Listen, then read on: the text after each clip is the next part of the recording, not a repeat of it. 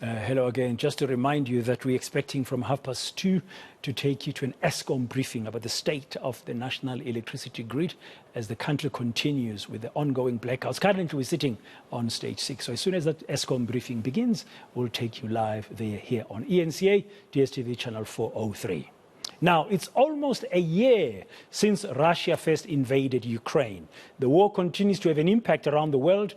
World leaders at the Munich Security Conference that ended yesterday have raised concerns about when and how the war will end and what its long-term repercussions are likely to be. Well, let's discuss this now with international law expert, Professor André Thomashausen. André, good afternoon, Prof. Welcome to today here on eNCA. Can I just start there in the interest of time?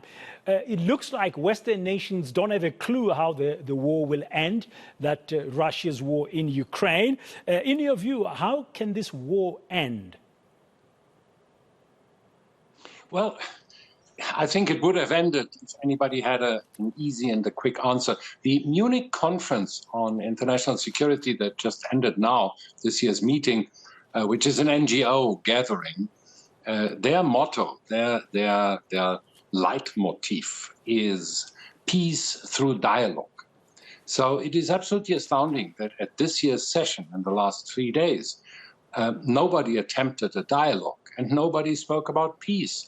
The entire discourse, all the people intervening, followed the tune set by Mr. Blinken from the United States that we need to make bigger efforts and work together to produce more ammunition, to produce more weapons, that we need to weaponize Ukraine even more, and that Russia has to be defeated. So this is the astounding thing. We're not talking dialogue. Yeah, we're not talking dialogue, and the implications for the South, for the global South, like South Africa. We know South Africa's position on promoting or saying it can only be resolved through dialogue. What are the implications of the ongoing war? Well, they're severe because it is the smaller, the not so obvious sanctions, like ships that would want to transport any goods from or to Russia cannot get insured because the sanctions forbid insuring sanctioned freight. And if they're not insured, they're not allowed to enter any port. And so it carries on and on and on. Even medical supplies in Russia now fall under sanctions and aren't reaching patients. Heart surgeries have to be postponed, and one is forcing the largest territory, the largest territorial mass in the world, which is Russia, to completely sever all its links, all its relations with Europe. And that sounds really strange to us here in the South. We would like to carry on having a dialogue. We belong to BRICS. BRICS represents over 60% of the world population. And so we cannot say that Russia is isolated in the world when BRICS is standing by Russia. And BRICS does not believe in solving this conflict by firing more guns, by firing more bullets. But at this stage, would you say world security is under threat? I'm hearing an expression like rules-based order is what we need. That's come out of this Munich Security Conference. Well, we have a rules-based order, which is the United Nations Charter. And all the wise people that survived World War II got together. And incidentally, South African President Jan Smuts played a crucial role and actually wrote part of the preamble. All these people devised a body of rules. And the most important rule is the equal sovereignty of states.